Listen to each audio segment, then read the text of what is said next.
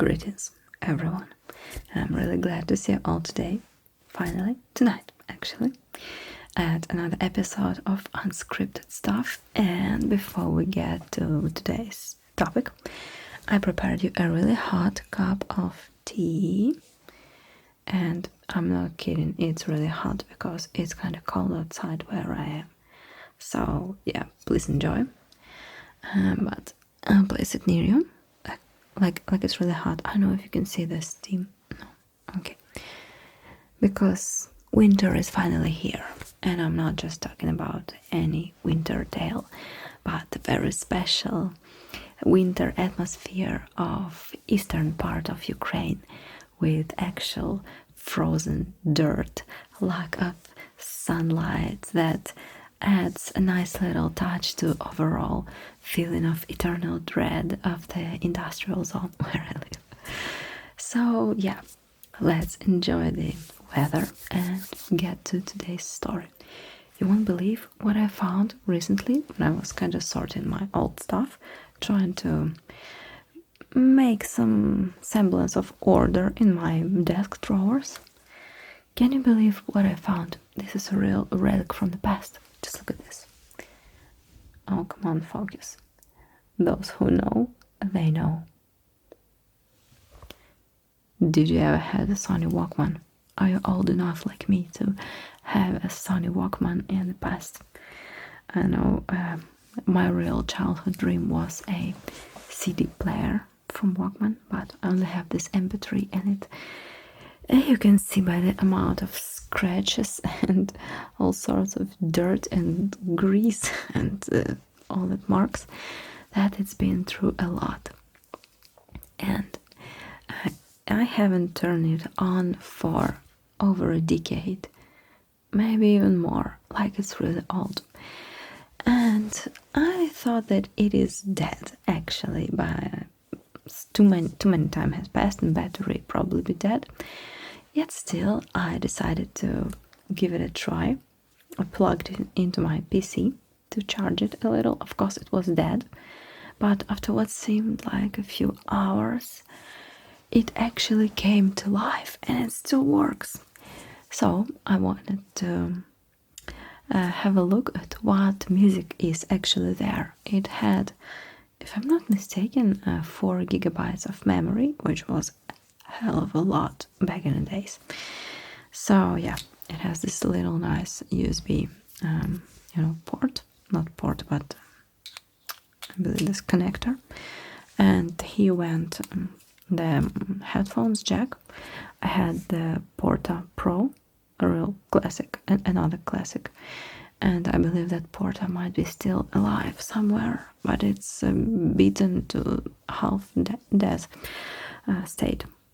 So let's have a look and see what music is on this little baby. Look, it works. Come on, will you focus? Focus, please. Look, it's still alive. And I just hope there is some music still. So, any guesses? What can they be? Back in the days, I was a real metalhead. Not like I am not now, but now I listen to much more diverse genres of music. So let's see what is here. And first we see Lamb of God. I believe I still have some Lamb of God t-shirt from my teenage years somewhere.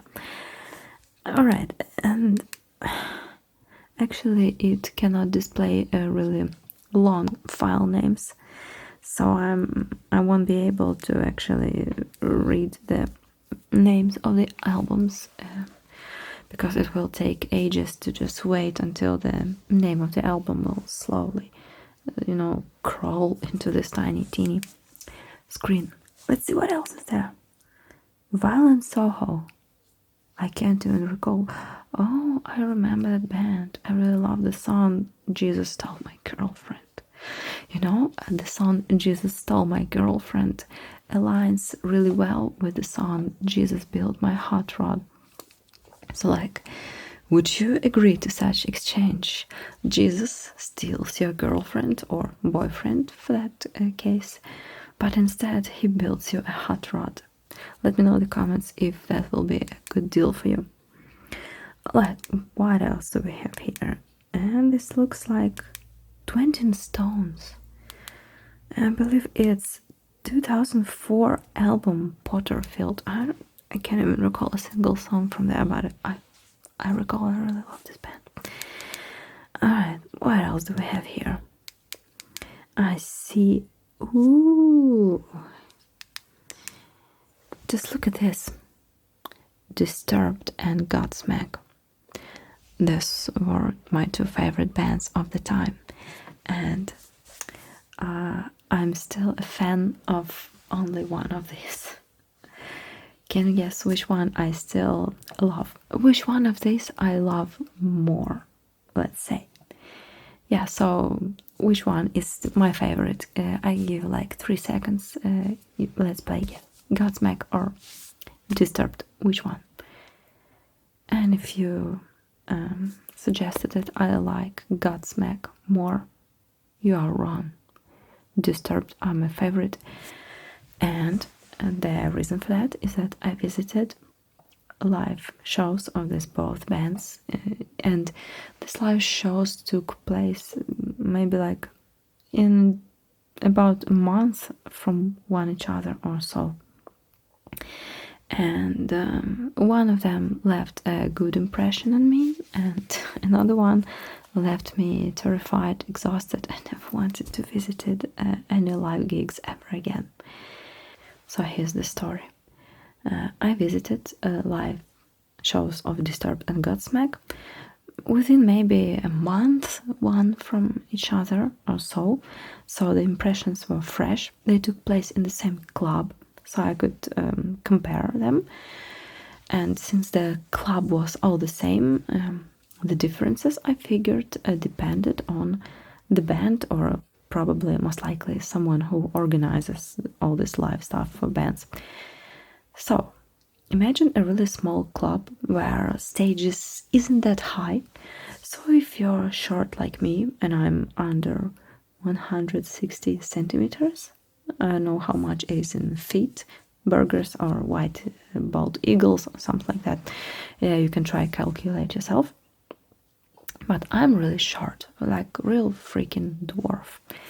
And live shows are always a little bit of pain for me.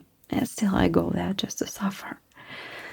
And at Disturbed show, I believe the crew was really aware of the short people, that we exist. And they did something amazing. They placed 2 big screens that actually streamed the same thing that was going on stage.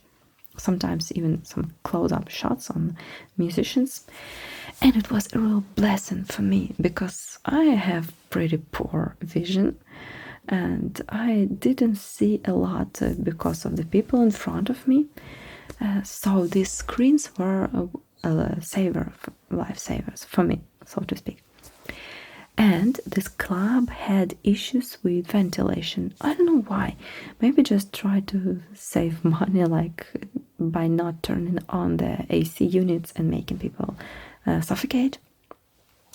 But when the atmosphere in the club became unbearable, then David Draymond, who turned out to be a really lovely person, in fact, he just stopped the show and called for club management, and the band did not resume playing and singing until he made sure that club management and the technician guys turned on the AC units and the audience actually had some oxygen, some air, because otherwise it was easier to faint than not. So it was really cool. He definitely cared about the audience, and I felt like not just the music was amazing, but the actual musicians, the band, like they were our bros. And then was the Godsmack Live. Nobody gave 2 shits about ventilation, and I barely survived this show. when I was already almost fainting from total lack of oxygen and heat, it was in summer, and a huge crowd in a small area. You can only imagine the temperature, the smells, everything. The air was so thick that you can pack it in a bottle and sell on OnlyFans. And when I thought that nothing could get worse, the musicians actually found a way to do that. You know this trick when the singer comes to the crowd and says, "Oh, I see you have real beautiful women right here." You know, like in every country, every city they visit, they say that in this area are the most beautiful women they ever seen in their touring career. So Sally said, "Oh, I see some beautiful girls here in the crowd. So guys, take these girls on your shoulders so we could vibe together." And I was like, hell no. I really hate this stuff because I think it's just unfair when these girls on somebody's shoulders, and when there's a lot of them, not just one girl that her boyfriend decided to just carry her. But when the singer encouraged the whole crowd to take their chicks on their shoulders, everything turned into a wall of asses. And yeah, I was offered this thing too, and I refused politely because I just hate it. It's not comfy at all. It's terrible to the people beyond me. I think they don't deserve to watch my ass instead of actual show. So if prior to that I see like tops of the heads of musicians, after that all I could see was asses of the girls in the whole club.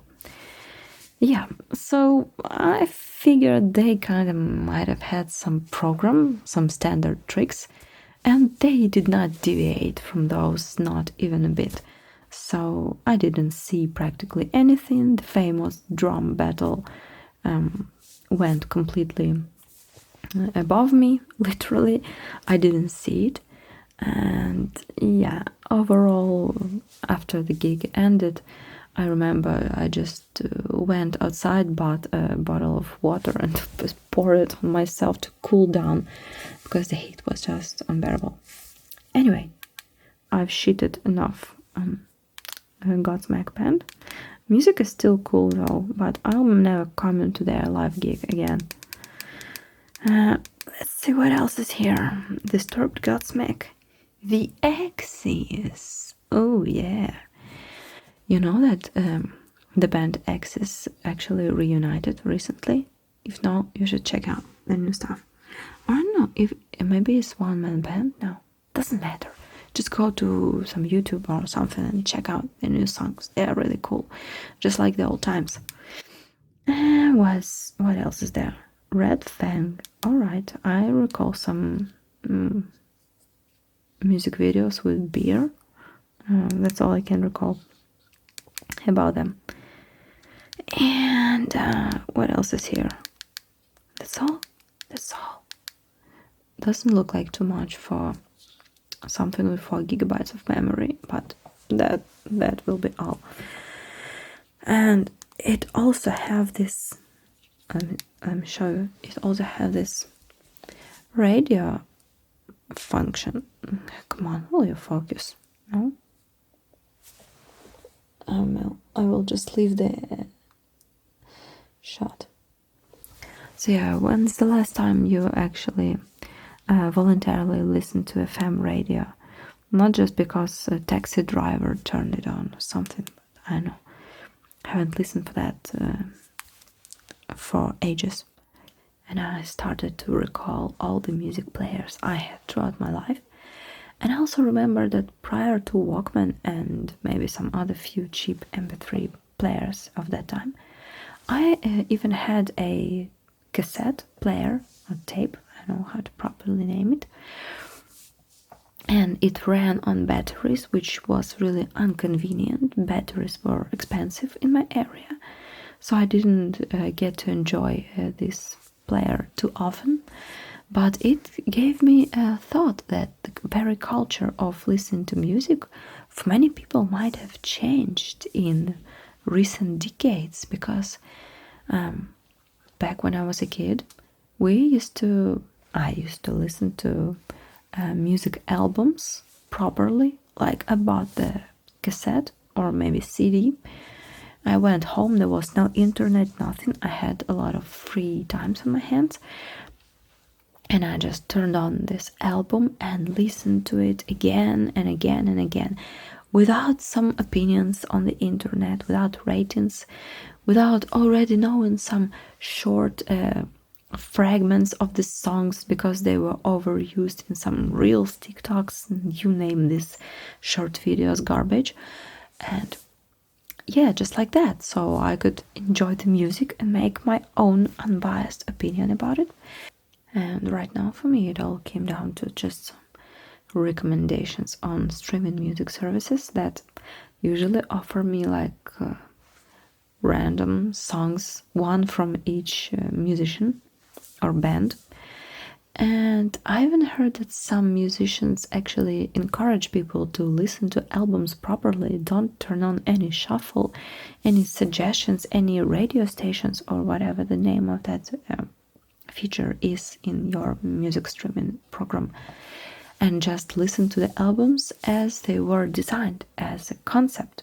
Because usually in albums, songs are arranged in some very specific order to represent, to form some vision of an artist. So when we just pick a few songs that we love and listen only to them, or turn on shuffle or something like that, we actually strip ourselves of the full experience of enjoying the whole idea of that this creator had in their mind and wanted to share. So I decided to myself to go back to listening to whole albums in the correct order, without skipping, without picking a few songs that I may only like. Yeah, to actually show some respect to the original artists and enjoy the idea that they created, and not just some separate songs picked that I might have heard somewhere on the internet. And there's no moral to this story. I hope maybe this musical rant was a little bit entertaining to you, or maybe it's a good thing if it wasn't and you're actually really sleepy right now. So, thank you for joining me tonight. I was really glad to see you all, and we'll see each other real soon in the next roleplay episode of ASMR. Until then, take care.